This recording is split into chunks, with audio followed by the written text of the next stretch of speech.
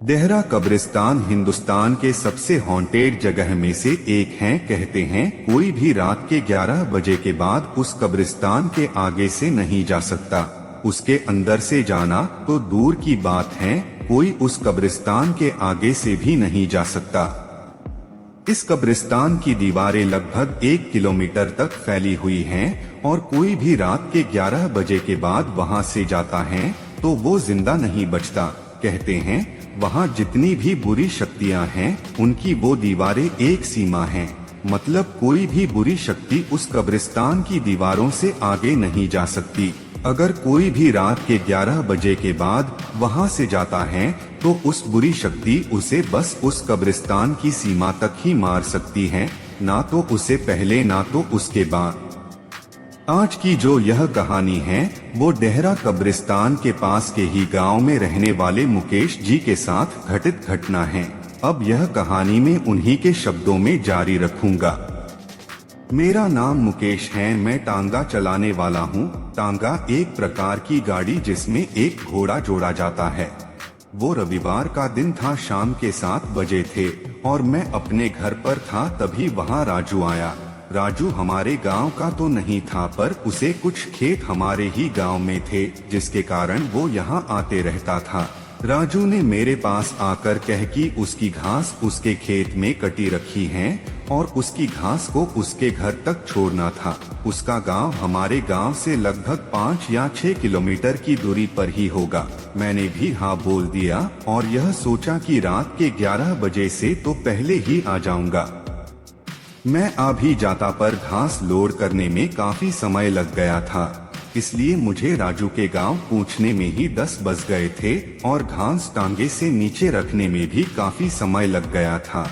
और इसलिए ही वजह से राजू मुझे बार बार अपने ही घर में रुकने को बोल रहा था, क्योंकि उसके गांव से हमारे गांव को बस एक रास्ता था जो उस ही देहरा कब्रिस्तान के आगे से होकर जाता था।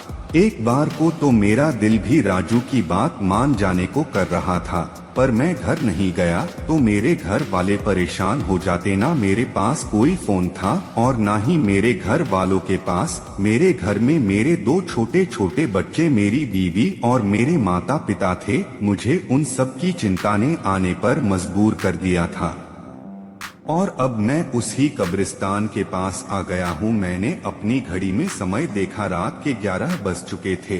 पहले तो मैंने लौट जाने को सोचा, फिर मैंने किसी तरह हिम्मत करी और आगे बढ़ा।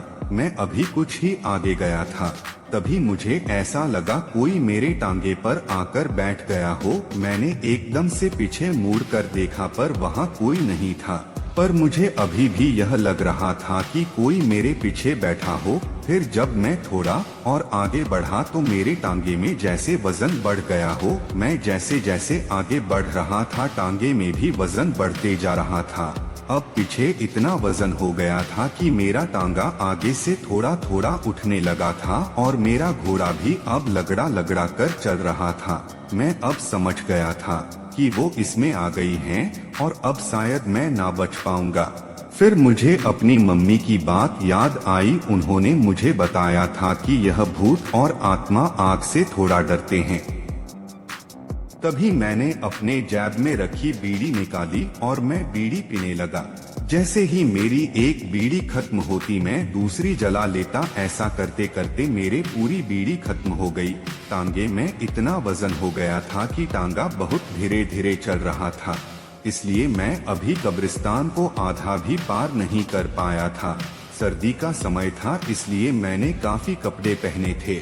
जैसे ही मेरी बीड़ी खत्म हुई तो मैंने जो कंबल ओढ़ा हुआ था उसे उतारकर मैंने उसमें आग लगा दी और कंबल की आग खत्म होने ही वाली थी तभी मैंने अपना स्वेटर निकालकर जला दिया और स्वेटर की आग खत्म होती उसे पहले मैंने अपनी कमीज निकालकर जला दी।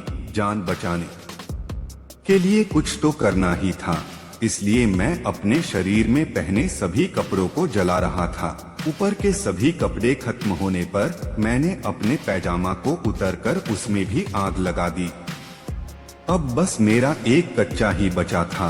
उसे पहले मेरे पैजामे की आग खत्म होती उसे पहले ही अब कब्रिस्तान की दीवारें खत्म होने वाली थी। जैसे ही मैंने कब्रिस्तान पार करा तो देखा एक बड़ी ही भयानक सी औरत मेरे टांगे से नीचे उतरी और उनसे कहा, आज तो बच गया तू, पर अगली बार आया तो नहीं बचेगा।